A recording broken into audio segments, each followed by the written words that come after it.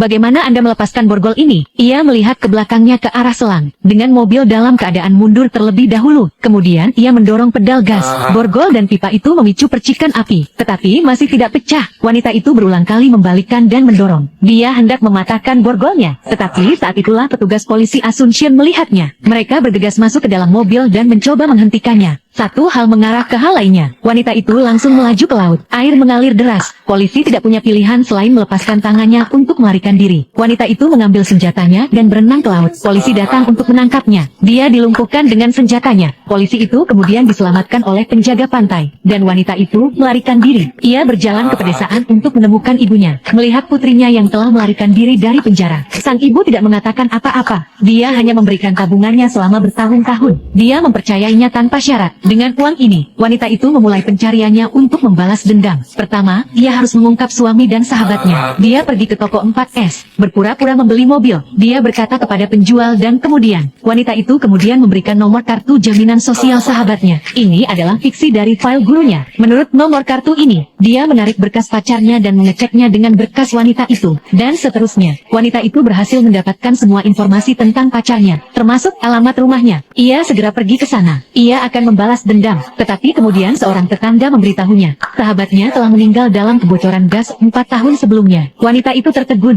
Bagaimana dengan sang suami? Wanita itu mulai mencari artikel berita dari tahun itu, mencoba menemukan petunjuk apapun. Akhirnya, dalam sebuah foto, ia menemukan lukisan di belakang sahabatnya, dari galeri favorit sang suami. Ini pasti dibeli oleh sang suami. Jadi, galeri itu pasti meninggalkan pesan dari suaminya. Wanita itu segera pergi ke galeri dan diam-diam, untuk mengetahui alamat suaminya. Tetapi tidak lama setelah ia pergi, polisi datang mengejarnya. Ternyata, seiring dengan berjalannya investigasi, ia mulai percaya bahwa wanita itu telah salah dituduh. Jadi, ia berkeliling mencari bukti. Ia ingin membantunya memecahkan kasusnya. Tetapi wanita itu tidak mempercayai polisi. Begitu dia melihatnya, dia pergi dengan mobil. Ia harus meninjau sendiri kasus ini. Malam itu, ia mengenakan gaun mewah. Ia datang ke pesta suaminya. Sekarang dia adalah orang yang sangat sukses. Tidak ada yang tahu bahwa dia memperoleh kekayaannya dengan menjebak istrinya. Saat ia melihat wanita itu, saat ia melihatnya, ia berada dalam keadaan terkejut. Ia tidak pernah bisa membayangkan wanita yang seharusnya berada di penjara, tapi dia ada di sini. Dia wanita jelek tidak tamar, dan kemudian berpura-pura mengatakan, saat itu sahabatnya yang pertama kali merayunya. Wanita itu telah melihat melalui kejahatannya, tidak lagi mempercayai omong kosongnya. Apa yang terjadi pada pacarnya pastilah bukan kecelakaan, karena sang suami mendapat bayaran besar lainnya dari itu. Wanita itu berkata kepada suaminya, jika aku tidak mengeksposmu, tidak apa-apa. Jika Anda membiarkan saya melihat anak saya. Sebelum sang suami sempat menjawab, ia pergi. Keesokan harinya, wanita itu menelpon suaminya dari bilik telepon. Dia menyuruhnya untuk membawa anaknya dan menemuinya di pemakaman umum. Karena pemakaman sedang diadakan di sini.